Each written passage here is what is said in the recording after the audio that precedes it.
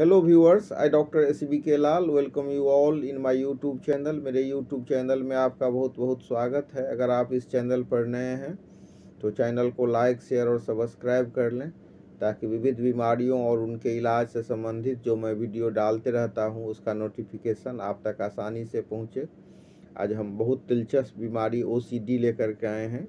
OCD यानी कि obsessive compulsive disorder. इसमें क्या होता है कि रिपीटेशन ऑफ थॉट होता है। एक ही काम को बार बार करने को दिमाग आपको मजबूर कर देता है। कई बार आप जानते हैं कि ये गलत है, ये व्यवहारिक नहीं है, फिर भी आप उसको करने के लिए विवश होते हैं। ऐसा ही एक मामला आया था मेरे पास, जिसमें एक महिला अपने बच्चों को नहा देती थी ठंडा में, अपना तो हाथ बार बार धोती ही थी, बिस्तर को धो देती थी, रजाई को धो देती थी और घर को तो क्या बार धोती थी।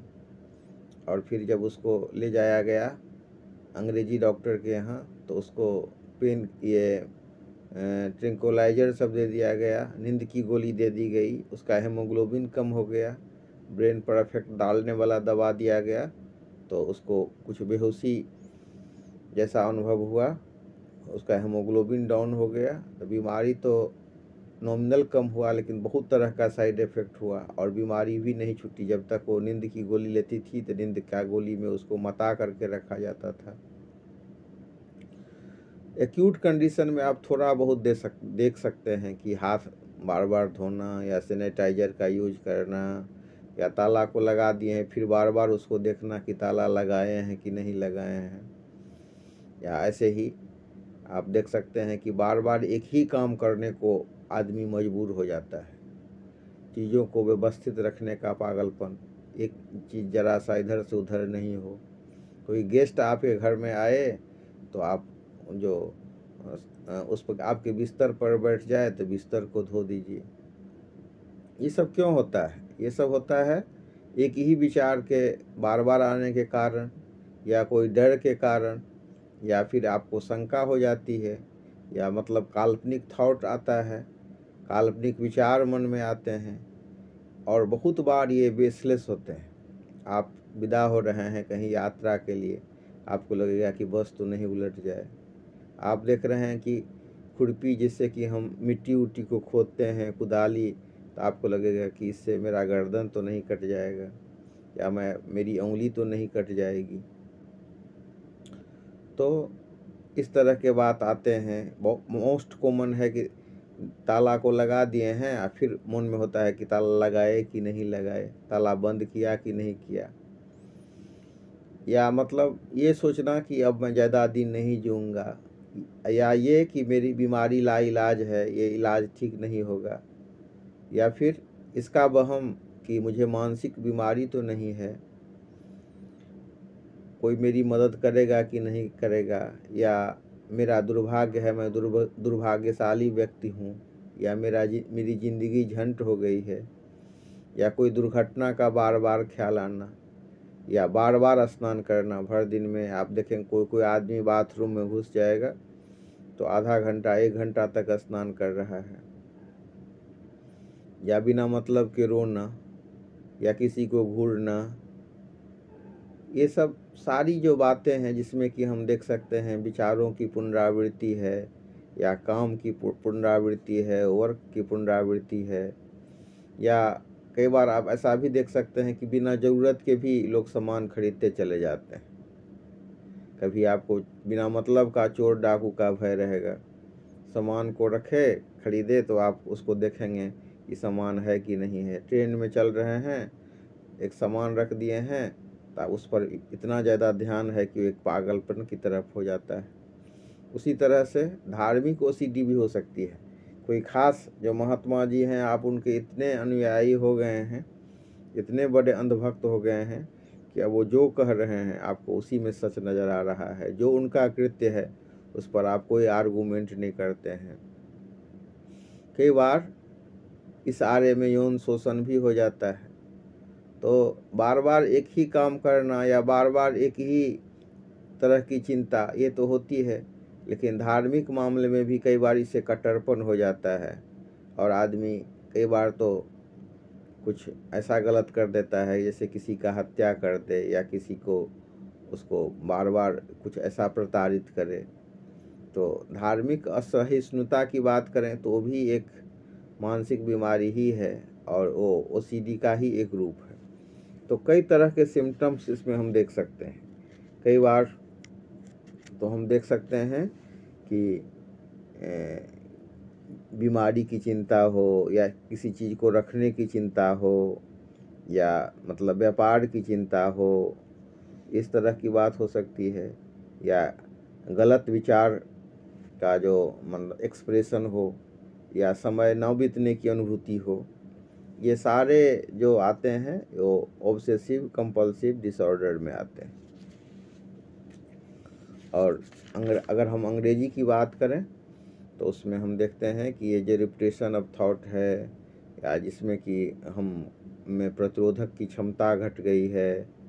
कई बार जो है हमको लगता है हम बोल रहे हैं तो हमको लगता है मेरे मुंह में बाल तो नहीं आ गया है, बार बार जी को खंगालना या किसी को मर्डर करने का मतलब इच्छा होना या सुसाइडल टेंडेंसी डेवलप होना, बार बार ऐसा लगे कि मैं मर जाऊंगा या मैं मर जाऊं। या फिर आप नल को बार बार आपके मन में आएगा कि हम नल को तो खुला छोड़ नहीं दिए, या गैस ही का चूल्हा है तो लगेगा कि गैस का चूल्हा हम बंद किए कि नहीं किए, तो बार बार आप जाइएगा। घर के ताले को बंद करने की बात हो तो उसमें भी आपको ये फीलिंग होगा ताला बंद किए कि नहीं किए। या मतलब किसी को देख करके आपका हमेशा सेक्सुअल डिजायर हो, हालांकि आपको गिल्ट भी महसूस होता है कई बार कि ऐसा क्या हो गया। ये सब कुछ कॉमन टाइप्स हो सकते हैं और इसमें कुछ एक्यूट केस हो सकता है और कुछ क्रोनिक केसेज हो सकता है। तो इसमें भ्रम की बीमारी हो जाती है और आप हमेशा आप गेट में पार करते हैं तो आपको लगेगा कि हम जितना बड़ा कदम होना चाहिए उससे बड़ा कदम रखते हैं, इस तरह का भी भ्रम हो सकता है। कई बार बिना मतलब का हम एकदम नर्वस हो जाते हैं, घबराहट हो जाती है, जल्दीबाजी में रहते हैं, बिना मतलब का भी कभी कभी हम लोग कहते हैं ना, सामान्य लोग बोलचाल के भाषा में busy for nothing, busy without business, इस तरह की बात होती है। या मतलब निगेटिव थिंकिंग होगा हमेशा।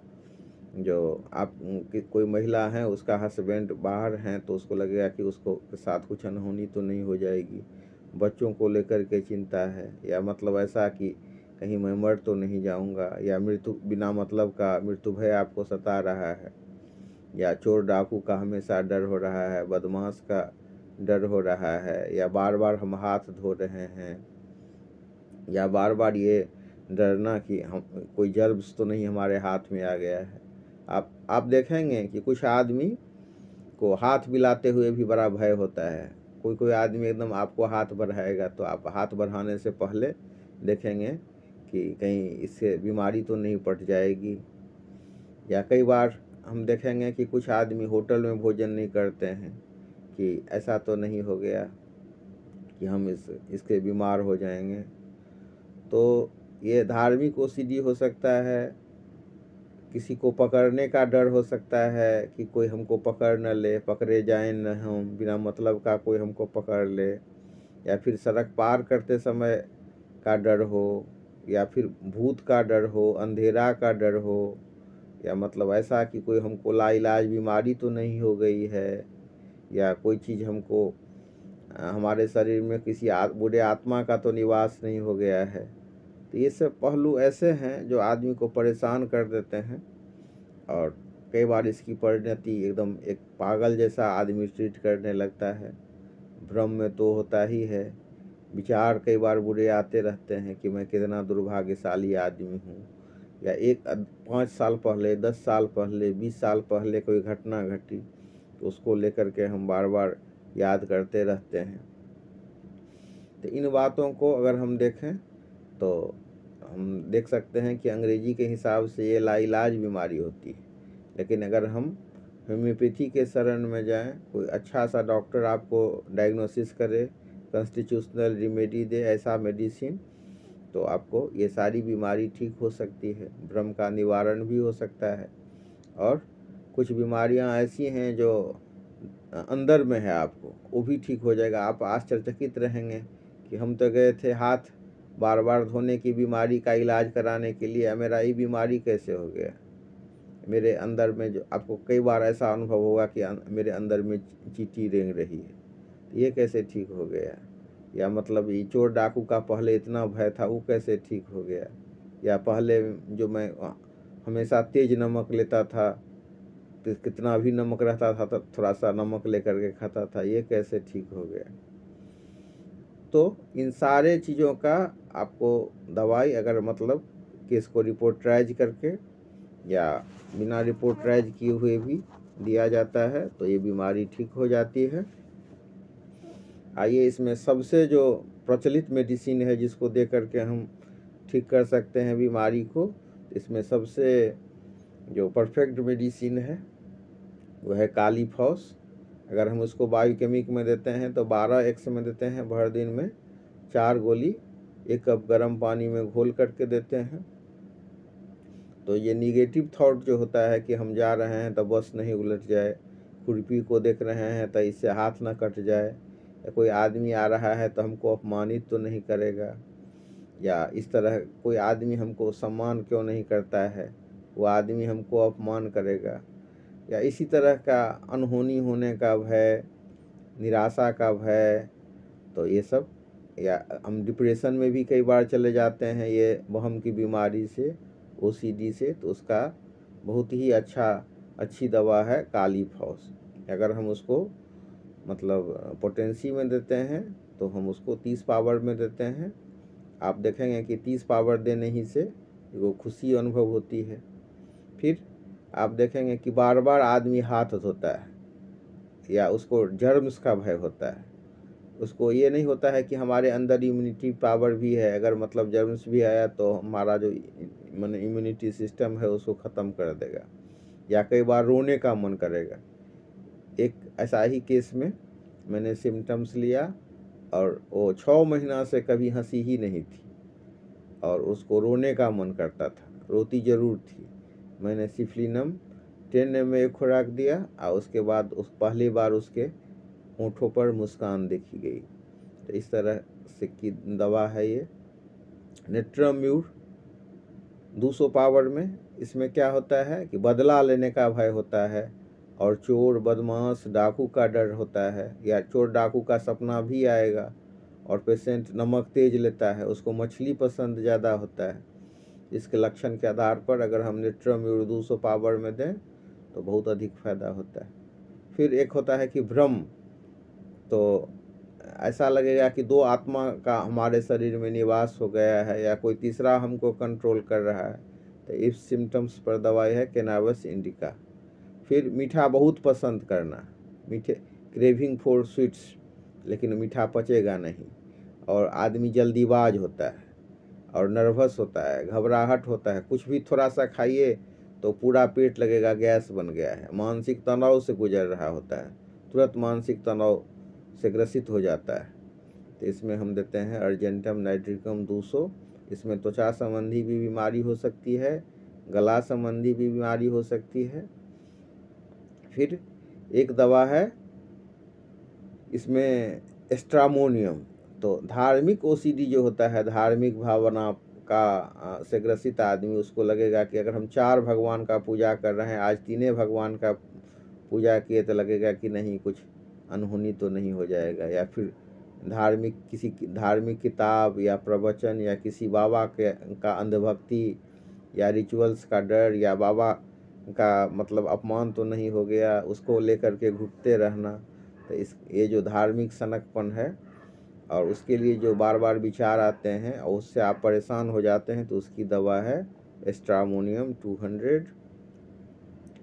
और ऐसा कि बिना मतलब का डर हो कि हमको कोई पकड़ तो नहीं लेगा, तो इस डर में हम देते हैं बोरेक्स। या बिना मतलब ही का डर होना, आपको कारण समझ में नहीं आ रहा है लेकिन डर आप रहे हैं, तो उसके लिए दवा है बोरेक्स। इसी तरह हमेशा सड़क पार करते समय आपको बहुत भय लगे, तो इसकी दवा है एकोनाइट। और एकोनाइट घबराहट बेचैनी की भी बहुत अच्छी दवा है, मृत्यु भय की बहुत अच्छी दवा है। फिर है एक दवा आर्सेनिक एल्बम, बहुत ही एक्सेलेंट मेडिसिन है। लेकिन उसका पेशेंट जो होता है हर एक चीज़ को ऑर्डर में रखना चाहेगा, व्यवस्थित रखना चाहेगा, चाहे कपड़ा हो, सामान हो, किताब हो, और उसमें भी घबराहट बेचैनी आप देख सकते हैं। इसके लिए मेडिसिन है आर्सेनिक एल्बम। और अगर मतलब पेशेंट साइकोटिक दोष से ग्रसित हो, उसको गलत विचार आए, उसका एक्सप्रेशन नहीं कर पाए, या समय न बीतने की अनुभूति हो, या किसी से कोई गुलाब का फूल है उससे हमको बहुत अधिक प्यार है, लेकिन एक फूल तोड़ ही दिया तो हमको विवश हो जाए कि हम पूरा गाछी को उखाड़ करके फेंक दें।